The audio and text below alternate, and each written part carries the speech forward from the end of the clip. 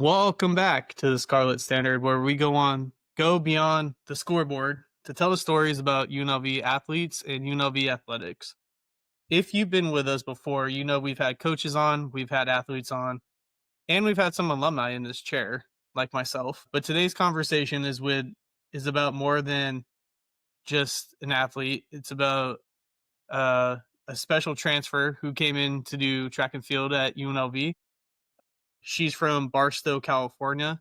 In high school, she was a two-time league champion, four-time all league selection, and two-time high desert athlete of the year. She went to USC, ran a 6K PR at the LMU South Bay Twilight Meet, and placed top 15 in multiple events. Now she's wearing scarlet and gray, and for the first time this fall, please welcome Angela Vasquez. Hi. Angelina, welcome. Thanks for having me. First things first, you mentioned you haven't moved to Vegas yet. Yeah. uh, when we were just talking a little bit. When do you plan on moving to Vegas or getting started and getting relocated? I move in the 19th, and I'm super excited. I have, like, everything. I still need to buy a couple more things, like, go to the store on Saturday and Sunday, because the new place I'm moving into, it gave me, like, a list of everything that I should get. Like, "Oh, you need shower curtains and everything." I'm like, "Oh, I thought it came with that." But, yeah, I move in Tuesday the 19th, and then I already have things to do with the team, so I'm gonna be busy as soon as I get there. How is everything been treating you so far? How's the move been? Has it been smooth? Yeah, like, the transition or, Yeah, the um transition. Yeah, it's been good. I've been like communicating with my teammates and my coaches, and I'm super excited to formally like meet everybody. When I went on my visit, I didn't really meet any of the girls. They weren't on campus at the time.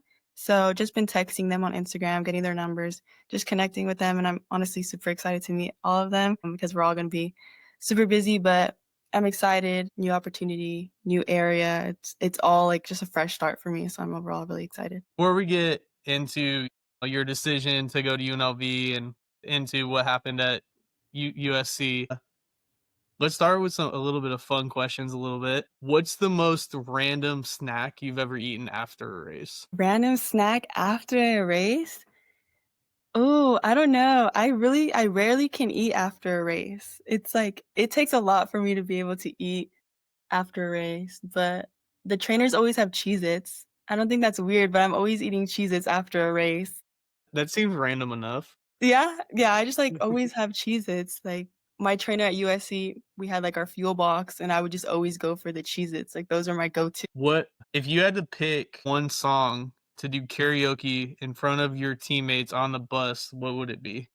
Gosh, in front of my teammate I actually, like one time a long time ago, years ago, I did karaoke once, and my brother made fun of me, and I've never done it again. This was years ago, I think I was, like, 8, and I've never done karaoke What again. did you sing? I was singing an Ariana Grande song, and he just started making fun of me, and, like, I dropped the mic, and I, like, ran upstairs, and I've never touched the mic after that, but that's a good question. Probably some Drake song, I love Drake, like, Drake is my top artist, so probably, like, any song from Drake. Let's talk about a little bit your decision to transfer to UNLV. Uh, you've shared in other articles and other interviews that going to USC was a dream, but it also came with a lot of pressure. Yeah. Especially being from Barstow, being California girl. That's USC or UCLA, right? That set a lot of high expectations for you. When did you first feel like you might need a change or a change of scenery? If I'm being completely honest, I thought I should leave, after my freshman year season. It just wasn't clicking for me. It had nothing to do with the team, the girls, they were amazing. I have great friendships, I still talk to a lot of them.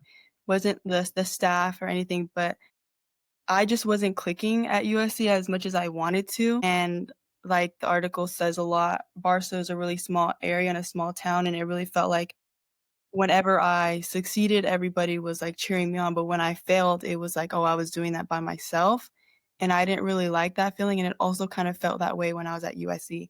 It didn't feel like, "Oh, we fail and succeed as, like, me and the coach." It felt like if you fail, like, that's on you, and if you succeed, then that's us together, and so, really, after my cross country season, I was like like, I'm not clicking here, but I was a freshman, so I was like, "This is too soon. I can't just, like, get up and leave." Like, I haven't even been here that long, and I had just started getting close with the girls and making friends from other sports.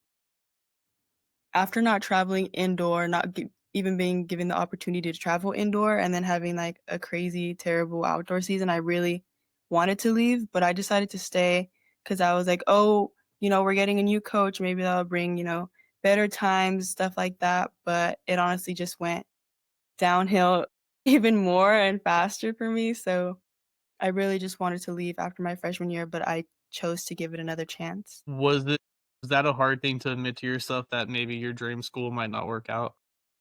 Yeah, it was super hard. I was just so, like, caught up in, like, "Oh my gosh, like, this is such a big school," like, everybody back home is so proud, like, everybody, like, reps USC, everybody loves USC, but it got to a point where I needed to think for myself, and I needed to stop thinking about, "Oh, what does Barstow want?" Because at the end of the day, Barstow wasn't the ones, in 115-degree weather running the races, it was just me and my dad, who was my coach, so I had to really just be selfish for once and stop thinking about what everyone else wanted, and I needed to do what was best for me because I felt like if I stayed there, the times would just get worse or I would just start falling out of love for the sport, and that's the last thing I wanted. You've been really open about mental health. Uh, what role did that play in deciding for you to enter the transfer portal? Well, me and sports psych, like, I always loved sports psych, so I was always in, always had meetings once a week, twice a week, and when those meetings became like, "Oh, maybe we should meet 3 times instead of 1 time a week, or maybe we should meet every day, or, like, maybe we should always just have a phone call," that's when I knew it was kind of getting bad because it went from, "Oh, like, let's just meet 1 day," and I'm like, "Oh, I don't know what to talk about," like, I'm happy, like, this is good, like, I'm a little freshman, like, this is great, and then it went to let's be on the phone, at least if you can't walk in, let's be on the phone every day. Like, let's get a text in or something. That's when I kind of knew, like, if I'm in sports, like, this much and I'm, like, wanting more time in here instead of just the hour that's given, then something is wrong and something needs to change because it wasn't going well. It just felt like every day was kind of the same day. It was like the same food in the dining hall, and I'm seeing the same people at 6 in the morning for practice. I'm seeing the same people in the halls. I'm seeing the same people when I go to class. And it's also the same feeling that I was carrying myself with. And it was just kind of like tearing me down every day. And it was affecting the way I would train. It was affecting the way I, talk to people. I was just so angry and upset and I like isolated myself. And it just became to the point where I didn't even like recognize who I was. And I'm usually like a bubbly person. I'm always smiling. People were like always like asking me if I was okay. And I just didn't like that version of myself. So I knew I had to get out. Like this wasn't who I was. And I was like, no, this is not me. So I really needed to. Sometimes, like, you think that, this could be anything, life, it can be friends, it can be work, it could be school. You think you're in the right situation, and you always wanna give it a shot, but when you always become a different version of yourself, that's where sometimes yourself comes blind to it in a Mhm. sense, Yeah. and a lot of people struggle with that. What advice would you give any young athlete or any person in general when it comes to that kinda issue? I mean, I think what helped me and what, sports psych told me was first like understanding that you are upset and something is bothering you. As athletes, we're kind of like always on the go, like go, go, go. Like you have meetings, you have this, you have that, you have practice, you have lift. So you don't really have time to take in all the things you're feeling and you kind of just push them to the side. And that's how we kind of get by. But eventually, like when there's nothing to do and there's no practice and it's quiet, like everything just hits you at once. And so my advice would just be like, having time for yourself to feel the emotions you felt that day and just be like, "Okay, today, like, I was a little upset. This is why I was upset." Like, it's okay to be upset. Like, how can we move from here? How can we get help if we need to get help? Who can we talk to? Or even, like, just being like, "Okay, today was a good day. I feel good. I'm happy." But just really understanding your emotions and being okay with whatever emotion you are feeling because it's natural and sometimes they hit you unexpectedly, but that's just life. When UNLV came into the picture, what made you feel like this could be a place where you could both thrive as an athlete and a person? Honestly, I was on the phone with Coach Jet, and it was super funny because she used to coach at USC, And so she was like, "Okay, so I used to go there, so what's going on? Like, why are you leaving?" And I told her the truth, I cut to the chase. I told her straight up, I was like, "This is where I wanna be." Like, I don't know what really grabbed my attention, but when I went on my visit, the coaches were just so welcoming, and they felt like coaches who are will clap for you even when you have the worst race of your life. And I feel like that's really important to have coaches who, are willing to, pick you up even after your losses or what you think is like the worst race of your life, because those are moments that are going to help you grow. And I felt like from having coaches who kind of just like leave you when you had a bad race or not willing to talk to you about it, these coaches really were just like open arms, and they were just so sweet, and like their energy was so bubbly, and their energy gave me energy, and I was like, it's hot right now. It's like 102, and they're like laughing and giggling, and I'm just like, I would love this energy when I'm dying at like 400-mile repeat. It's like this is the energy that I need when I'm doing mile repeats or 1Ks on the track, and like this is the energy I need when I'm having a bad race, to help me, recover, even if it's for a next event or even for the next race. So it's really like the coaches that really just sold it for me. You have to think too that I know LA is a big, Pasadena, LA, where USC is a big city, but Vegas is a big city also and small at the same time. So you have a great chance to make some great connections too. You're not always going to see the same people all the time. That's not necessarily a bad thing. Yeah. At USC, you had some great moments from, like I mentioned in the opening, the PR at the LMU South Bay, Twilight.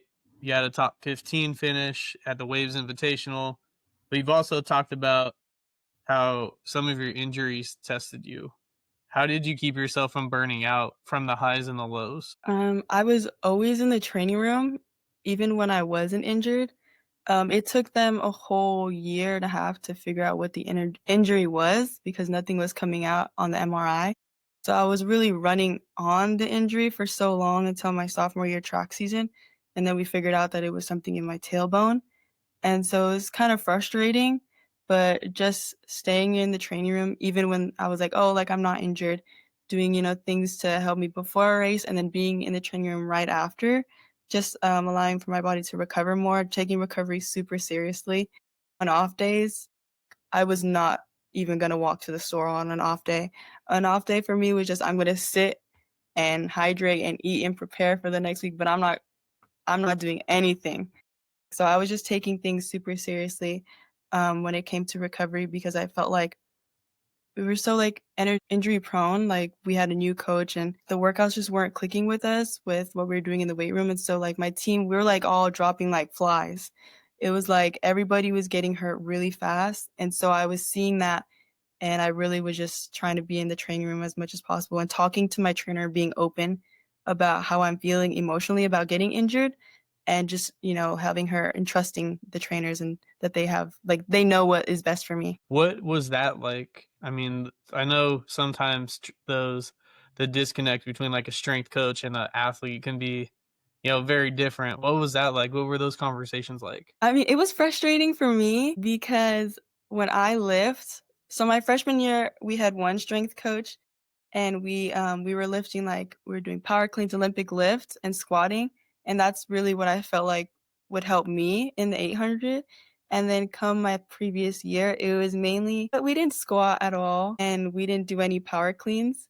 And so it was kind of like I don't know what we're doing, but I was like I had to like trust this coach and have those conversations wondering like, "Hey, when will we switch this program up? Is it going to get more difficult? Is it going to get more challenging?" Like I just want to know. But I just had to, do my best and trust them and communicate with the coach like, "Hey, can you tell them that I wanna incorporate this 800 lift?" It was just overall really stressful because I would see, like, our men's 800 group doing 800 lift, and it was just the women's group was stuck doing the cross country lift for the whole year instead of moving on and doing the track lift. And so it was really frustrating because I felt like the demand on the track, it was super hard, like, he wanted us to hit some times that we needed to be moving for, and then when we went to the weight room, it wasn't reciprocated. It was like, "Oh, like, let's do these, lunges, or let's do body weight today," and I'm like, "That we're all gonna get hurt if we're not doing, like, some lifting, like, some actual lifting here, and then you want us to go, like, 0 to 100 on the track." It just there was no connect for me. So it was really stressful, but really just communicating with the coaches and the trainers and trying to get on board, not like challenging their ideas, but trying to understand and level with them to see what they see because obviously they know more, but just kind of understanding, oh, like, why are we doing this instead of this? And just really communicating with them. What do you think the biggest difference is between the cross country portion, like being outdoors, and being inside doing like an 800 or 1600? Cross country is so hard. Like, it's so difficult. Like, 6K is no joke. These girls go so fast. For Pac-12, I think I was running a 5:25 for the first mile, and I was so far behind. I was like, "If I'm running a 5:25, what are the top girls running, and how are they still keeping that pace?" Like, I'm not the biggest fan of cross country when I came to college. I loved it in high school, but it's different. They're different. But in comparison to an 800, it's just I would say cross country is a lot more fartleks and tempos, a lot of long runs to get your stamina up, where 800 is very 400-meter based. You want more speed, you want more 200s, you want more 100s, 600s, and sometimes some Ks. So it's just like since I'm both, it's kind of like, "Oh, like, let's do 10 miles this day," but then this day, "Oh, you're doing 400s or you're doing 200s." So I have, like, the stamina for a cross country runner, and then I have the speed to do the 8, the 6, or the 4. So it's just, like, kinda, like, trying to balance and get both sides without burning out because in high school, it would be a lot of track workouts even during cross country season, and then Saturdays would be, "Oh, let's get 8 to 10 miles in," to still have that stamina to finish a race. You mentioned the sports psychology and talking to them every day. You worked a little bit with them when you were at USC. How did that change the way that you think about going from competition to competition? It was so good. I really loved the sports psych program at USC. So we had practice at 6 in the morning my freshman year, and our sports psych, she would be in there at 5:30 having a meeting with us before practice, and it was hard. We were, like, half asleep, but I really appreciate it because they just gave us a way to look at things, and when season does come up and you're, like you said, training and competing every week and still trying to manage, the workload of being the student part of the student athlete, it really gets to you, but having those people who are like, "Oh, like one day we just did, oh, let's talk to your teammates and do 3 things that you like most about your teammate." And we had to like literally just go to our teammates and walk around and just 3 things that you like and appreciate of them. And like we got to like understand each other more and it just made the team closer. And I don't know, it's just something about sports, like, you really just they give you different ways of looking at life as an athlete and just really, like, change your perspective on everything. So it was super helpful, even, like, breathing techniques, what to do before a race, and you can always talk to them. They're just, like, so bubbly and so kind, and they never, like you never feel judged. They're just, like you just always feel, like, so safe around them. You can tell them everything, and they just really got me through, like, the whole 2 years that I was at SC. You've mentioned in other interviews and articles that you wanted to become a sports psychologist yourself one day. How much of that comes from wanting to give other athletes a resource that you wish you had when you were coming up? Like, that's the whole reason I wanna do it. Uh, when I came back to Barstow, I'm still training, obviously, but I found myself wanting to have a sports psychologist here to talk to, and I remember I reached out to some my old coaches, and I was like, "Hey, is there a sports psych program here, maybe at the high school or anywhere in the high desert where I can go and continue to speak, what's going on?" And there's no program in the high desert, and I feel like when you're in high school, I feel like that's something that should be there, not just when you're at the college level. I feel like you're like this time, like people are under so much stress with school and especially in athletics, even in the high school level. So I feel like it's just really important.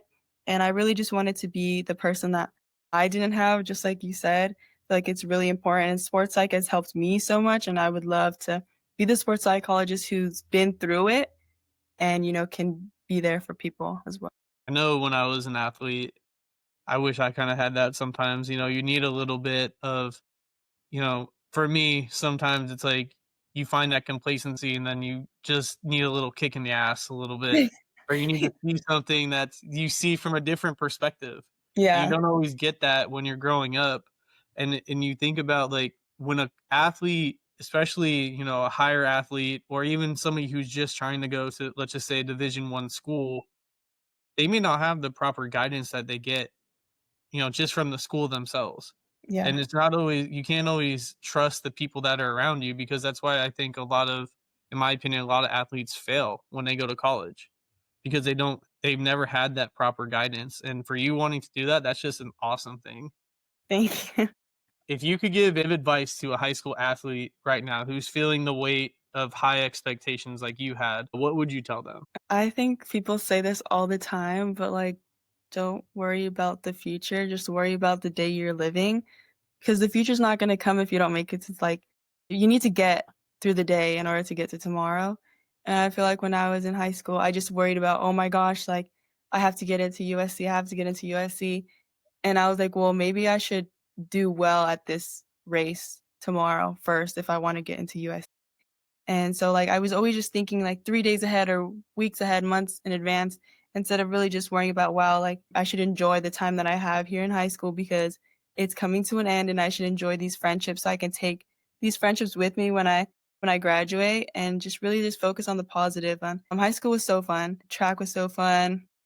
It was an adventure, so if I would could go back or even give advice, really just ground yourself in where you are now and just celebrate even, like, the little victories. Oh, like, a second like, scratching off a second in your race, that's a big deal, and just enjoy that because, when you get to college, it is go, go, go, and there is a lot of pressure on you, but if you can start enjoying, like, the little victories that you have now and take that with you in college, life is gonna be more enjoyable, for sure. Let's talk about let's change it up a little bit.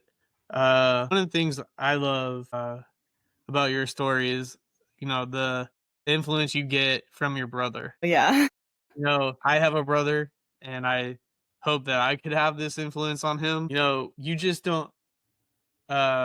you just don't define yourself as a runner. You define yourself as a person who wants to inspire people and wants to help people. And, speaking of your brother, he moved to England, he lived in his car, he tried to chase his soccer dream. How did that inspire you on your own journey? Like, every time I've seen my brother, he's always like, "Go, go, go," like, "This is what I wanna do," and it's like tunnel vision, like, that's what he wanted to do, that's what he was gonna get. And when he was younger, it was like he would write on his whiteboard, like, London, UK, and he would wear shirts that said London, and for him to just be so focused and driven and then end up playing soccer at Crystal Palace, it just really, like, was such an inspiration because I knew he did it, and, like, that's my brother, I live with him, and so just seeing how, focused he was made me wanna go, just as hard as he was so I can do what I wanna do and handle mine on my end as well. But yeah, my brother is, like, my biggest inspiration, he's my best friend. I talk to him all the time. It's just kinda hard because he's in England still, so, like, the time zone is different, Have you but had a chance to go watch him play at all? no, we went for New Year's, and I did not like London at all. It was so cold, and it was raining, and I was just complaining the whole time, but that's what my brother loves. He's always been fascinated by London, and he loves it over there. My family lives out there, and he's playing soccer, and that is my brother's passion, but yeah, my brother is my biggest inspiration. He's just always been so focused and driven, and I would always see it from a young age. I wanted to be like him. It was good to have that growing up, and it got me to where I needed to be. What would you say is a passion of yours that's not involving athletics? A passion I really like to read a lot. I'm always reading. I don't think anybody knows that. And I like to, coloring books. Like, but those are those are my 2 things that I do all the time, and I don't think anybody knows that. But, like, I'm always reading. It's my mom. My mom just always put me into What's books. your favorite genre or book to read right now? I read books about psychology. Since it's my major, my mom has me, like, reading, like, manifestation books, like, just training your mind and really visualization, so it's a lot of stuff like that. But honestly, a lot of the time it's also just, like, fiction books, like Percy Jackson, Hunger Games, just stuff that gets my mind thinking. Anything that takes me away from stress is something that I'm gonna do, especially reading, it just keeps my mind off, like, "Oh, if it was a bad practice or anything." And coloring books, I love to color before a race. It just really gets my mind off thinking about, "Oh my goodness, this girl's in my heat. She's so much faster than me," or like, "I have to do this, I have to do that." I just love coloring books. Like, I have a SpongeBob coloring book right now that I'm working on, and I just, That's like, color awesome. and then I just tear the pages out and I just leave them, like, so my mom can find them. And, like, she just, like, hangs them around and they're just like it's like SpongeBob's, like, all over the house, and they're, like, the That's funniest pictures of awesome. him too. Do you have other than, like, the coloring books, do you have any other outlets outside of running that make you a better athlete? I don't know. I really I don't wanna say I like being alone, but I feel like that's also an outlet because 'cause I'm always surrounded by people in athletics. You're always surrounded by your teammates for hours, your coaches, you're in compliance meetings, you're in meetings, you're surrounded by other athletes. So just I think taking time for myself, just grounding myself in, "Okay, like, today was a day," or, like, "This was a week." Just, like, I really like being in myself and being by myself for a little bit just to really reconnect with myself and just understand the emotions that I'm feeling because it does get tough when it gets to the collegiate level and it gets stressful and just people are always around. What would you say your biggest thing to do or your favorite thing to do when you're stressed or anxious other than coloring books? Favorite thing to do? Oh, definitely pray. When I'm stressed and anxious, yeah, I'm praying. I'm praying all the time. First thing I do when I wake up, last thing I do before bed. If I start feeling that, "Oh, my hands are sweating, my hands are shaking," or I start like my mind is like, yeah, instantly just a quick prayer, cause that's the only way I'm gonna get through it. I can talk to anybody here and it will help, but at the end of the day, I feel like God just does something. He really just helps me get through everything. So I'm always in prayer. So if somebody sees me and they're like, "Were you talking to yourself?" I was praying, like, I have no shame in talking to myself, like walking to class or anything, just doing a quick prayer. Let's look ahead a little bit. But after you move to campus, you Right. have your the first meet, which is the Mark Covert Classic. What's gonna be your mindset heading into that as it's your first race as a rebel? I'm honestly so excited. I don't know.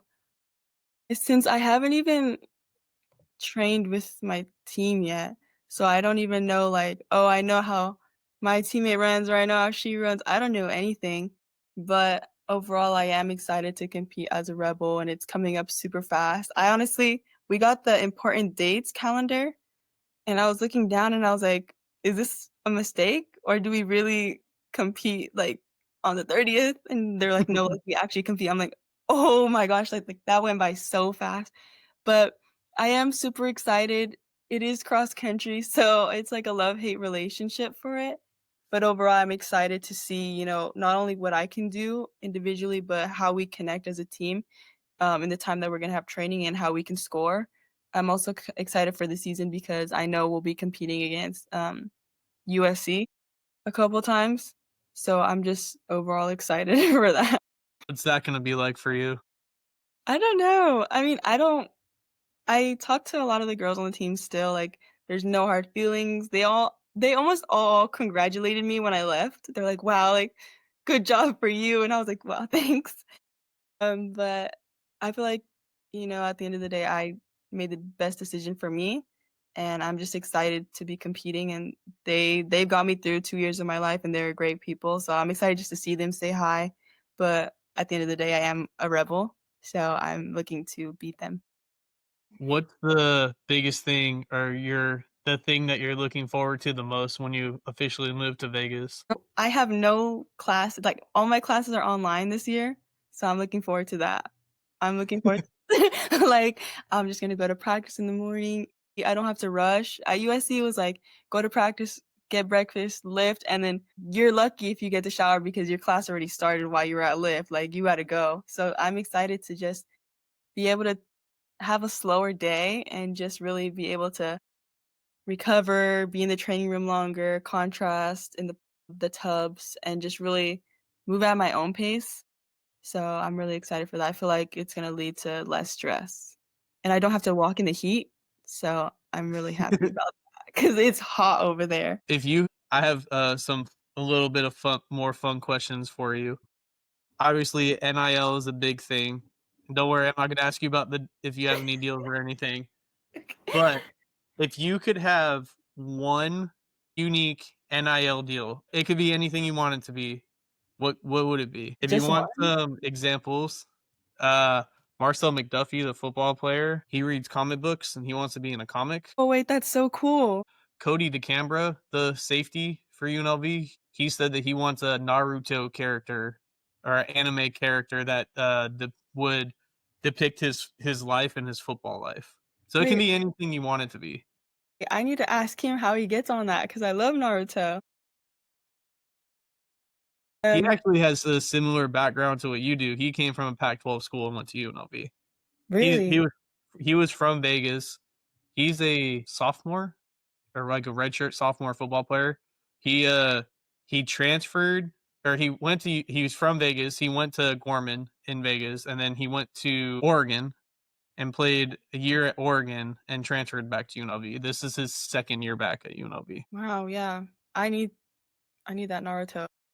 I love Naruto. I used to watch it all the time. That was, like, my first anime that I watched. It's way too long, though. I don't know. I want an NIL with Canes really bad. That's a good one. Like, so bad. Like, I love Canes. It's, like, my favorite thing.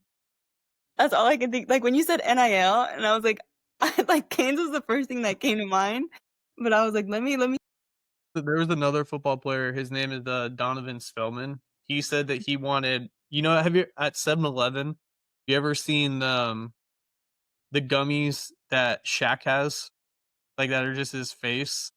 No. He's like, "I want those, but in Sour Patch version Oh of my god. myself." Oh my gosh.